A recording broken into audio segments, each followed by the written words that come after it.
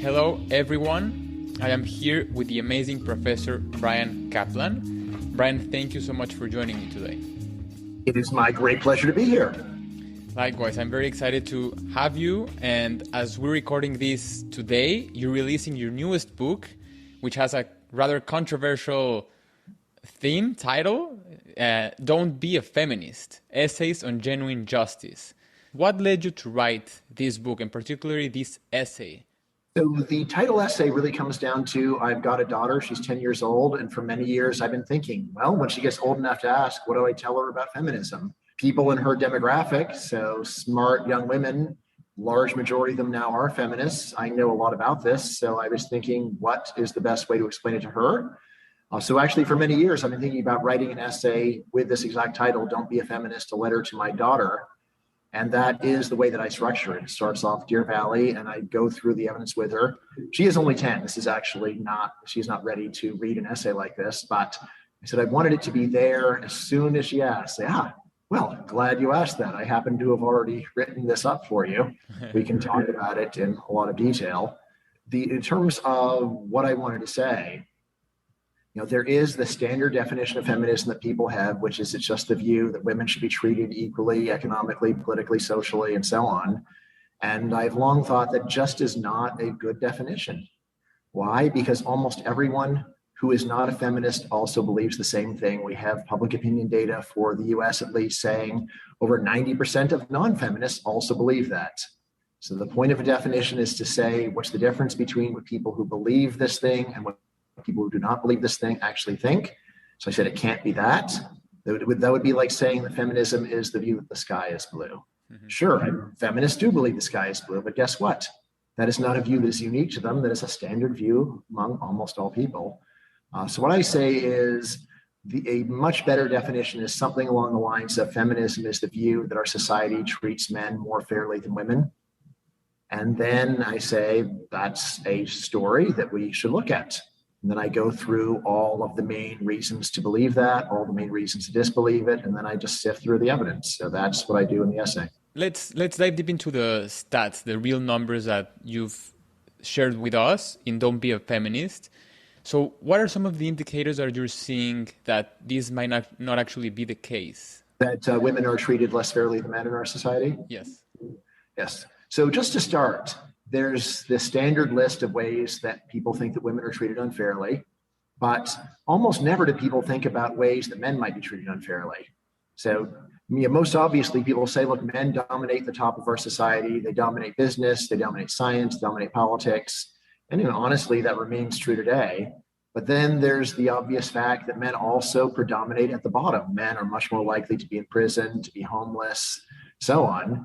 So just to say, well, there's something complicated going on here because you need to have a story about why men are at the top and the bottom, right? And if you then say, well, the reason why there's so many men in jail for murder is because men just commit a lot more murders. It's not because they're treated unfairly. It's because their behavior is different. That's one where we'll say, okay, great. That sounds totally reasonable. But then could it be that a very similar thing goes for greater male success? So since I'm an economist, one that I talk about quite a bit is the pay gap.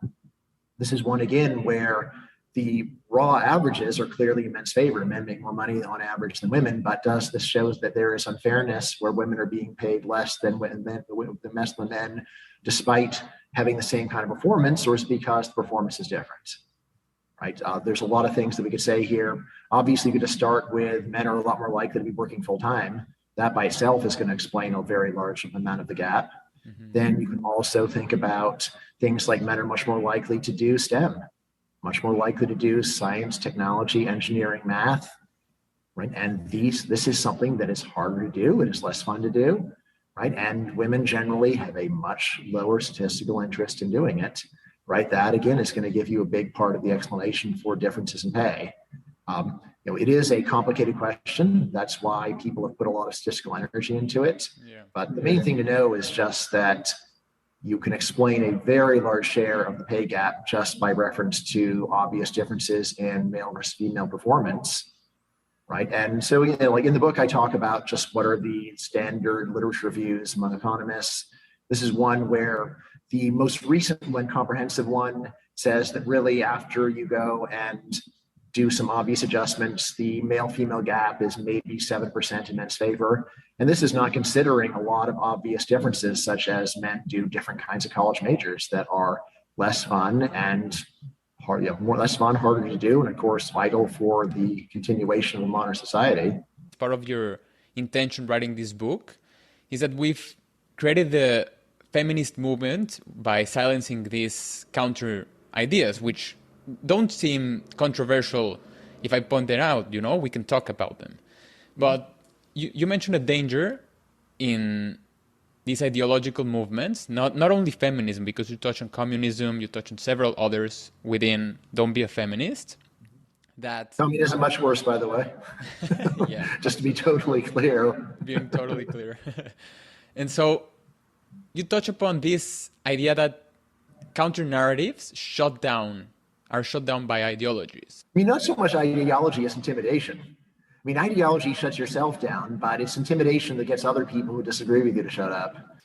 And yeah, that's a lot of what's going on here. I mean, of course, you could think that a lot of these differences between genders is more cultural than genetic. That is in itself an interesting question. I mean, one thing that we've seen in the last few years is that, for example, transgenderism has just increased way more than I ever would have thought possible given human genetics. So this is one to say, well, maybe it is more cultural than I was realizing.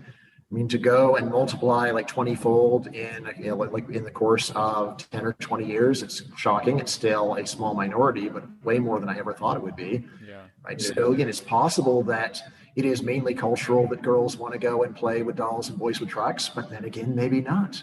In a way, you need to go and open things up and see. Exactly. One fairly striking result is it seems like more gender egalitarian cultures often actually have greater gender differentiation, where basically everyone feels comfortable doing their own thing. The pressure's off, and when the pressure's off, turns out that there's a very high level of differentiation. I mean, a lot of what social pressure we have right now, I would say, is to make little boys act more like little girls. So there's a lot of pressure on young kids in school to have little boys be pressured. For example, I've seen when all my sons were all forced to dance and they never wanted to dance, the girls were enjoying it and the boys were like, I don't want to do this. I hate doing this thing.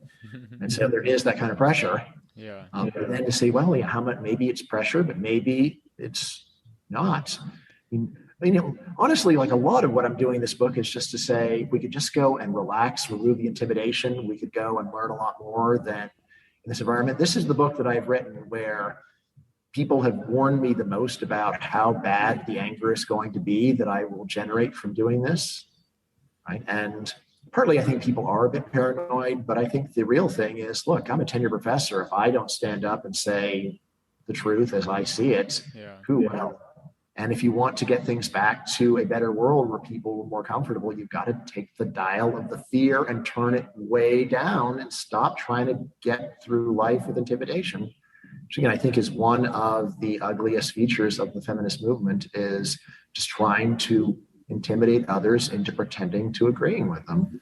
Yeah. One of your closing paragraphs in that particular essay in Don't Be a Feminist for Your Daughter, which I quoted, I'm going to keep for me. It says, quote, "My daughter, life is already going to give you some indisputable reasons to feel angry and sad.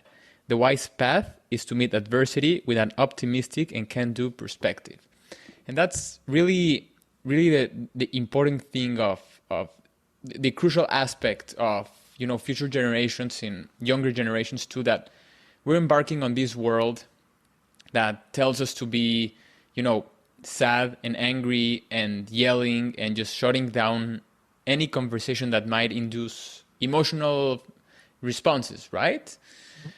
And the fear for me personally, what I see in my generation is that we're not engaging in critical thinking conversations, debates, because mostly have been shut down by this notion of getting, as you clearly point out, misinterpreted or, And of course, critical thinking was always rare.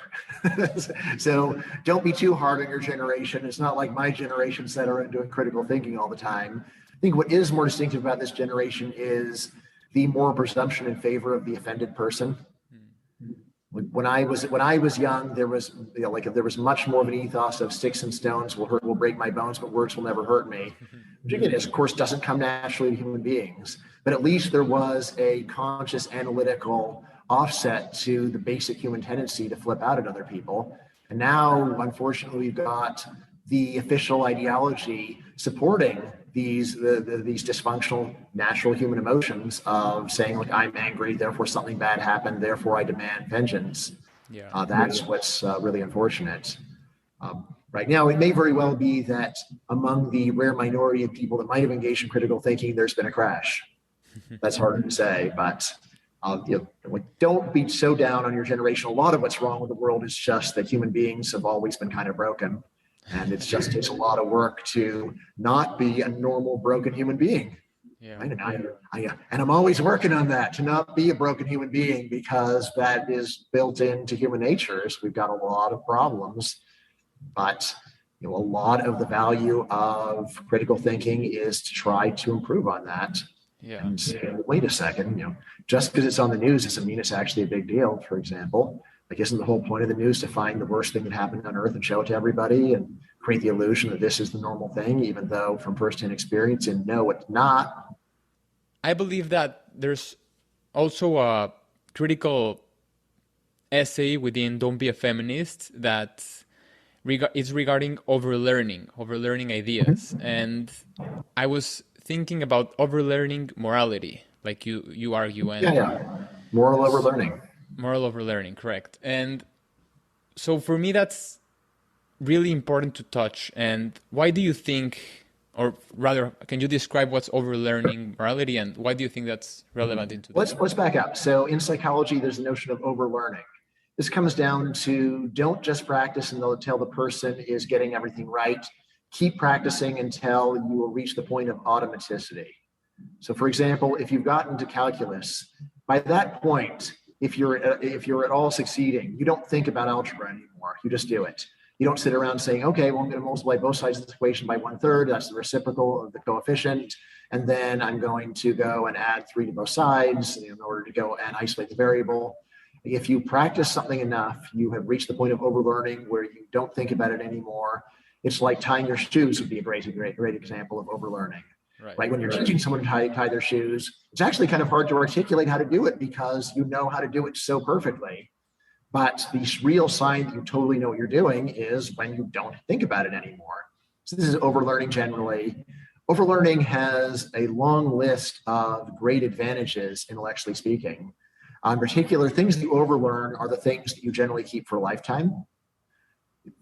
Just like riding a bike, that's a classic example of overlearning. You don't forget how to ride a bike unless maybe you're like 70 or like 80 and you're starting to get dementia, something like that. In a way, you might think dementia, a strong symptom of it is when you start forgetting the overlearned stuff. If you can't tie your shoes anymore or dial a phone. I once had a colleague who didn't know how to dial a phone anymore. It's like, oh man, it's dementia. It's now crippling. It's so sad.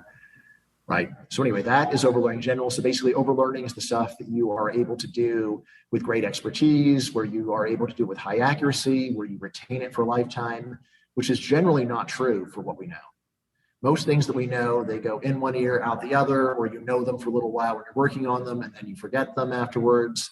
Overlearning is in a way the pinnacle of human cognition. It is when you have achieved a mind meld with the subject matter. Now, what I do in this essay is I consider the idea of moral overlearning. So for example, there is a slogan that many people have said, well, a woman should have the right to control her own body. All right. And then there's the question, okay, so does that mean prostitution should be legal? Okay, now, if you think about it consciously for a little while, you'll say, yeah, that slogan does imply that prostitution should be legal. At least the last time I looked at the Democratic Party platform, they say, first of all, women has the right to control her own body. Second of all, no prostitution. Okay, now, if you have overlearned that principle, then it's one thing. And you say, look, this is totally clear cut. But again, most people actually do not overlearn. For them, these general moral principles are really just slogans. It's not something where they have achieved expertise in applying them to concrete situations. It's not something they think about automatically, not something where if there was a violation of it, they would say, wait a second. Whereas if you saw someone trying to tie their shoes the wrong way, you'd say, no, stop, that's not how you tie shoes. Okay. Even though you'd have trouble saying, well, how do you do it? It's like, well, like this, right? So that would be one example. But just other cases, they're like, all right, fine. Well, someone has a right to control their own body. So in that case, heroin should be legal. Yeah. All right. Well, it's my body, right? In a way, that's much clearer cut than abortion, right? Because with abortion, you can say, well, yeah, it's not just your body. There's another person's body involved.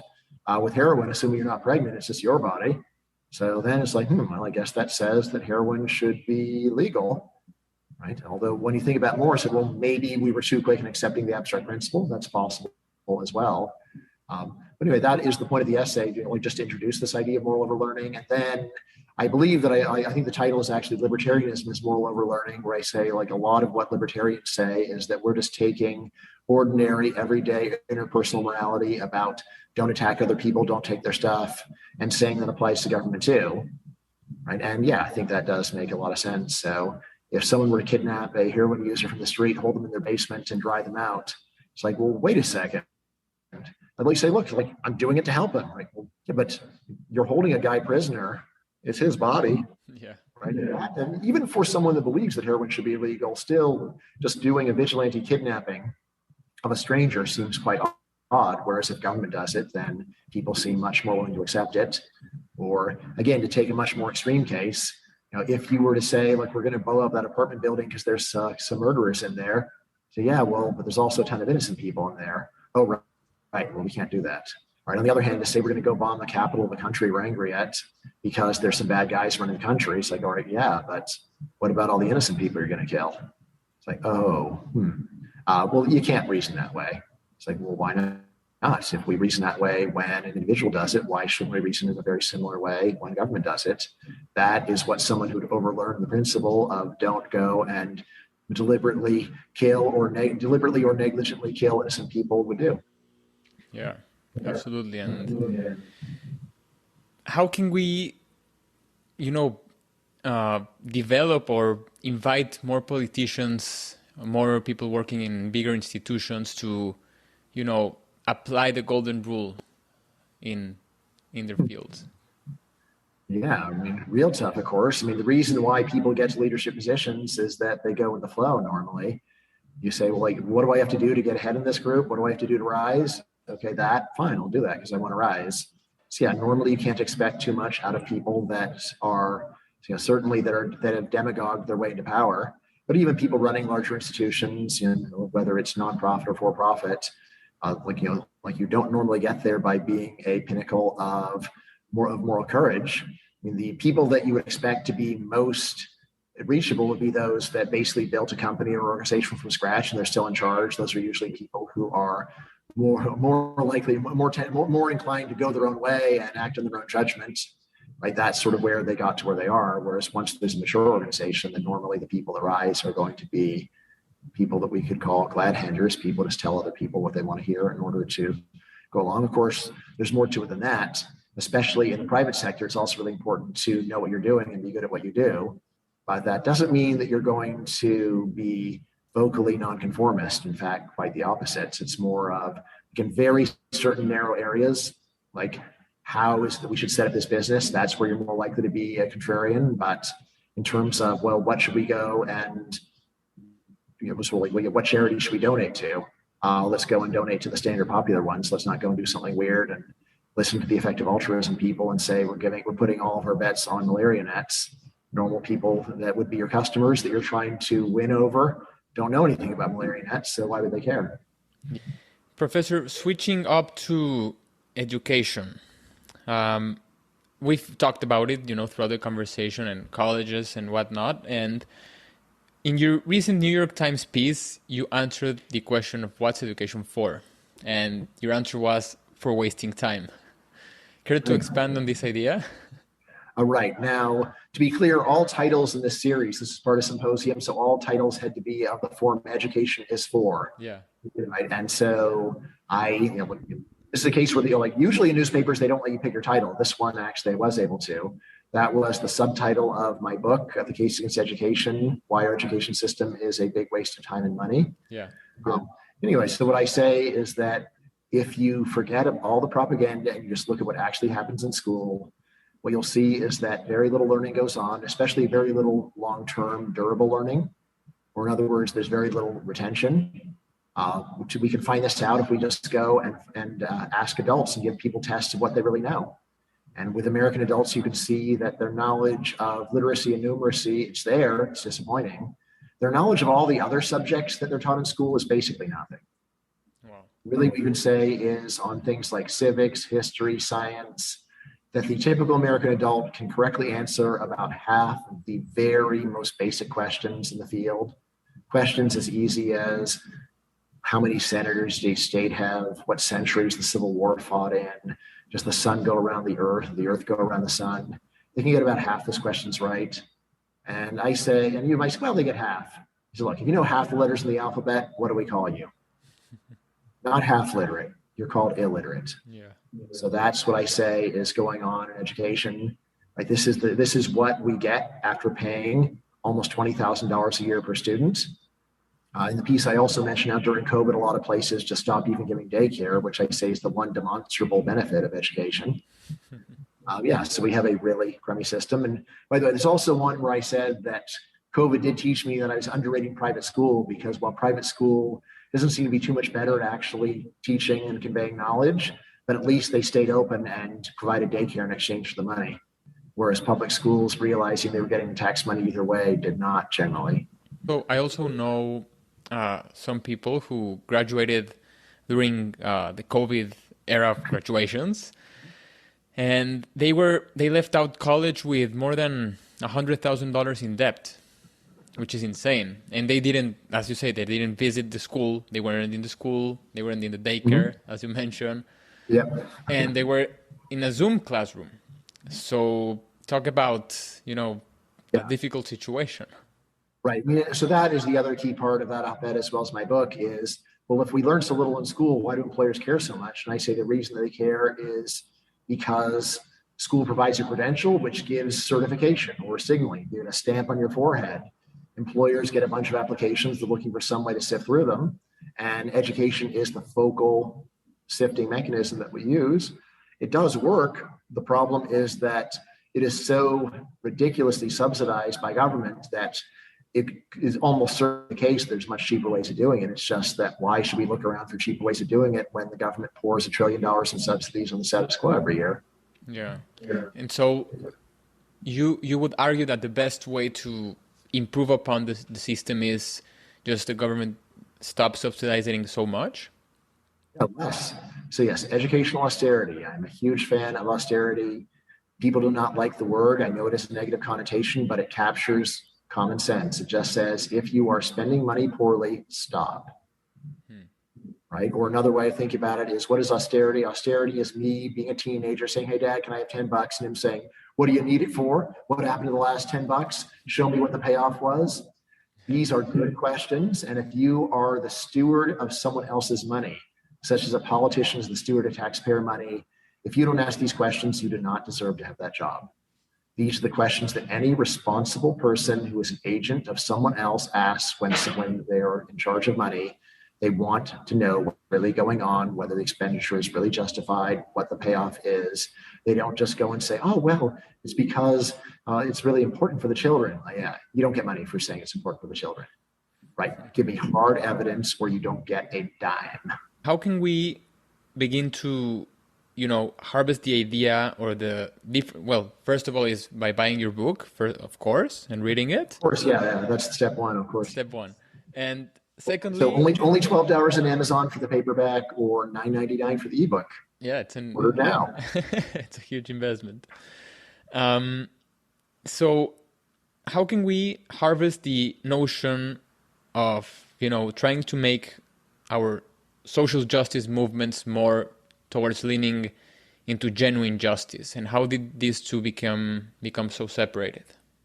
So I would say that for the true believers, they're lost. Really, you should be focusing on the marginal people as well as just the many terrified people that already disagree but are just too frightened to say anything. I mean, honestly, a lot of what I'm doing is saying, look, I'm not too scared to speak. I realize there is a small risk that something really bad could happen to me as a result of this. And there's also a much higher chance that a bunch of people will get angry at me. But guess what? I am not afraid, and I'm going to stick my neck out and say it anyway. I'll do it with a smile. I will do it with kindness and friendliness in my heart. I mean that with all sincerity, but I am going to do it. So that's step one, is just, like, if you are in a position to speak up with moderate consequences, do it anyway. Don't just chicken out and keep your head down. Just, like, if there's something you believe in, stand up for yourself. Don't be hostile to others. Be as friendly as possible. One thing I'm always telling people is, look, I don't think that I've really won until I've turned every enemy into a friend. I know that's not going to happen, but that is my high bar for really winning. But it is a useful thing to have in mind, saying, look, I'm not trying to humiliate anyone. I'm not trying to go and own anyone. I'm trying to actually convince people that perhaps they have made a mistake and that they should change their minds.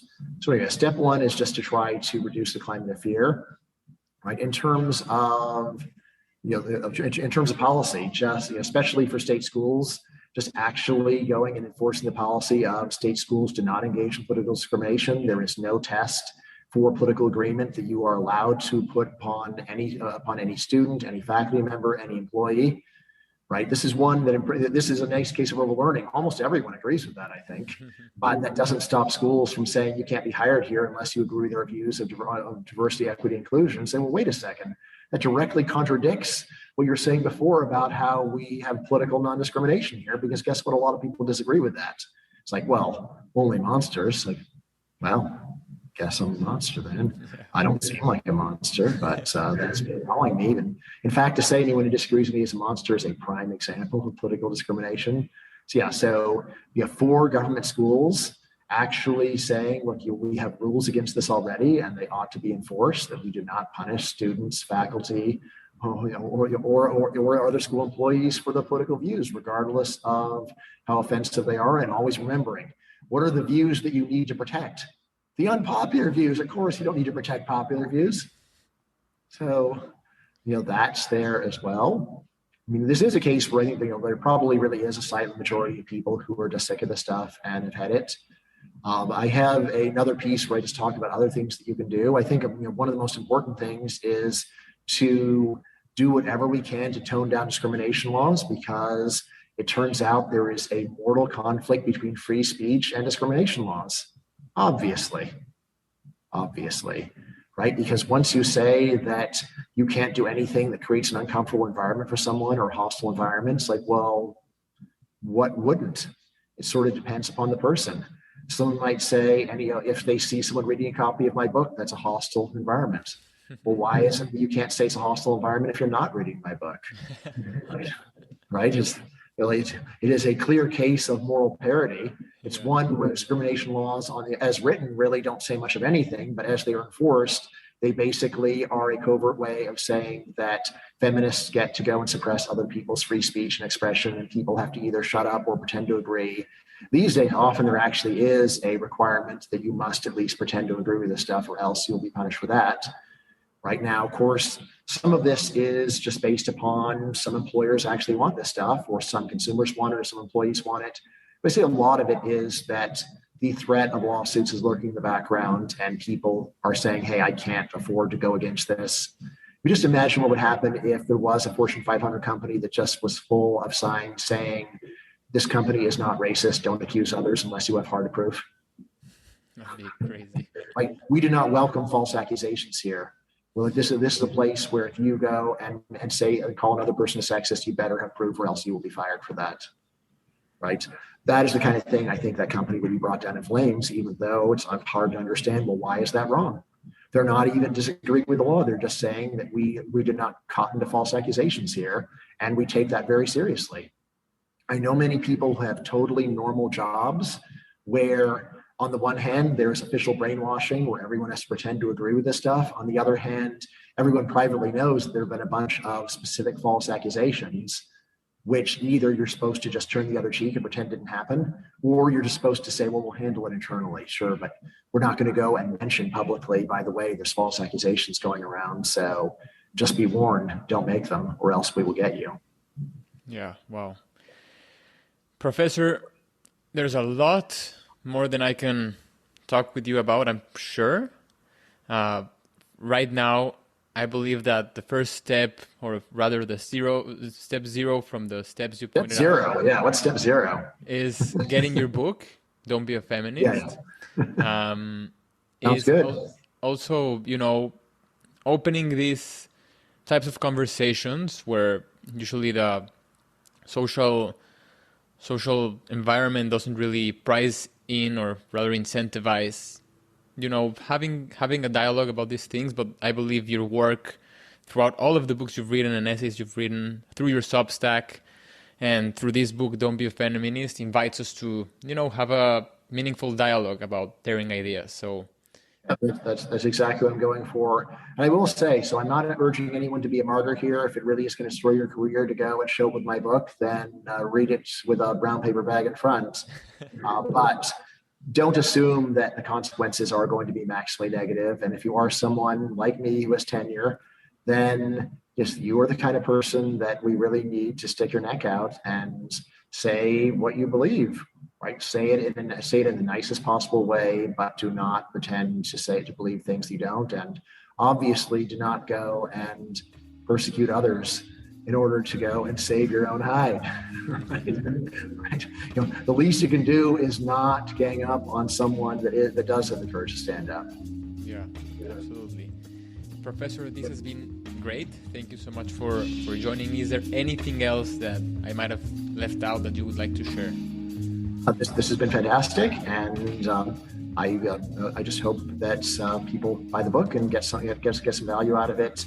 Again, this is not a book where I'm trying to make people angry or sad. Really, I'm trying to give people ideas about how to live better. Absolutely, and I believe you do a great job with it. So I'm finishing reading up, and I'm gonna put all the information in the bio of the episode, so everyone can grab their copy. And again, congratulations. All right. Thank you very much. Really appreciate it, Alex. Have a great day. Take care.